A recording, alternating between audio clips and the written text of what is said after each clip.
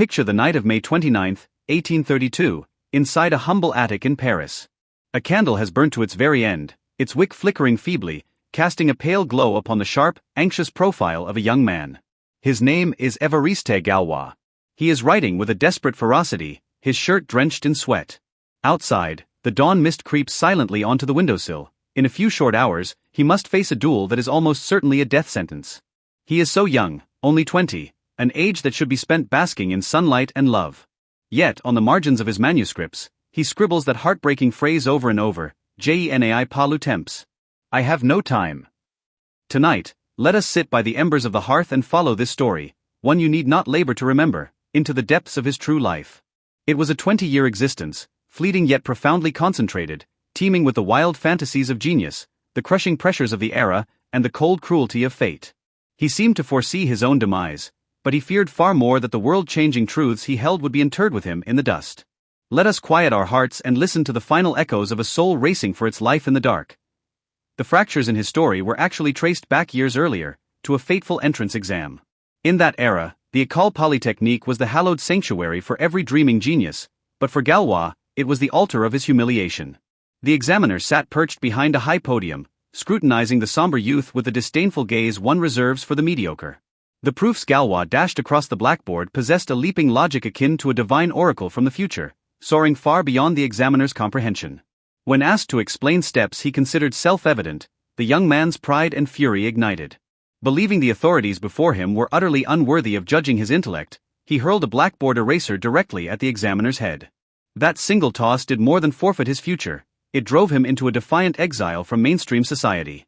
Life thereafter became a relentless siege. His father's suicide, brought on by the slanders of political rivals, instilled in him a visceral hatred for the establishment. He began to appear frequently in street protests, clad in the uniform of the National Guard, shouting radical slogans. A mind that belonged to the stars of mathematics was forced into the smoke of revolution, struggling in the mire of politics in search of a phantom justice. Fate showed no mercy for his rage, instead casting him into the biting winter of Saint-Pélagie prison. Within the cramped, damp walls of his cell, Galois faced moldy bread and endless interrogations. Yet, it was this extreme isolation and confinement that allowed his mathematical genius to bloom into its most hauntingly beautiful form. Deprived of paper and pen, he constructed intricate algebraic architectures within his mind. Deprived of company, he conversed with his own visions. He began to ponder the riddle that had haunted humanity for centuries. Why do equations of the fifth degree and higher lack a general solution?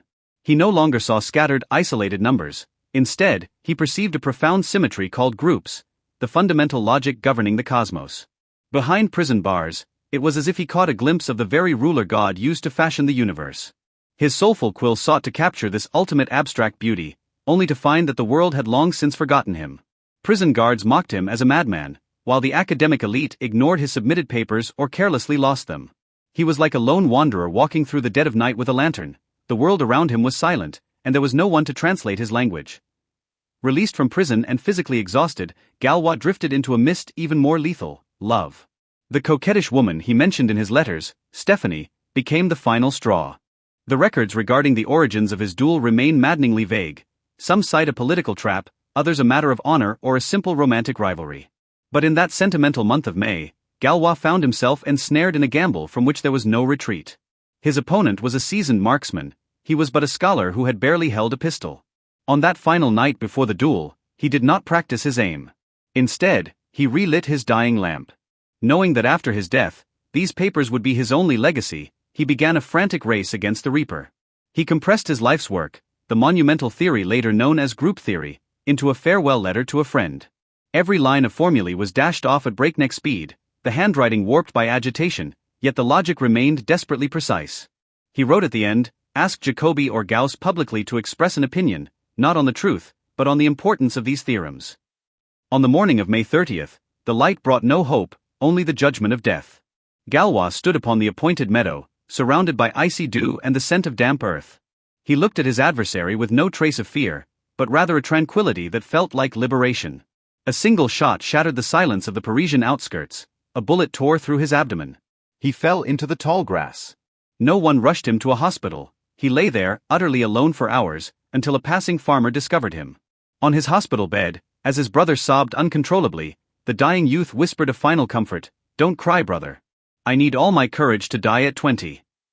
These were his last words to the world, restrained, tragic, and laden with the weariness of one who had lived 1,000 lives in a few years. His death caused barely a ripple in Paris. The newspapers carried only a tiny, brief obituary. The mind that reshaped the mathematical universe was extinguished in silence, like an oil lamp snuffed out by a gust of wind. And his manuscripts, stained with the words "I have no time," lay dormant in a drawer for 14 years before they found the first soul capable of deciphering them. When we look back today upon the life of Évariste Galois, it is impossible not to feel the sting of such profound dislocation. At his most irrational age, he touched the most rational of truths. At the age when he most craved love, he met the coldest rejection. The group theory he left behind is now not only the foundation of mathematics but the navigator for physics in exploring the microscopic world. That 20-year-old soul used his ashes to purchase a giant leap for human civilization. Perhaps fate was so stingy with his time because the truths he glimpsed had already overdrawn the entire quota for that century. Tonight's story has reached its end. I hope the anger and loneliness of this youth find some measure of solace in the stillness of this night. Now, let the complex formulae and the smoke of battle drift away with the wind. You have stayed with him through his longest dawn. Now, it is your turn to fall into a peaceful sleep. In this story you need not labor to remember. May you find a peace that transcends 100 years. Good night.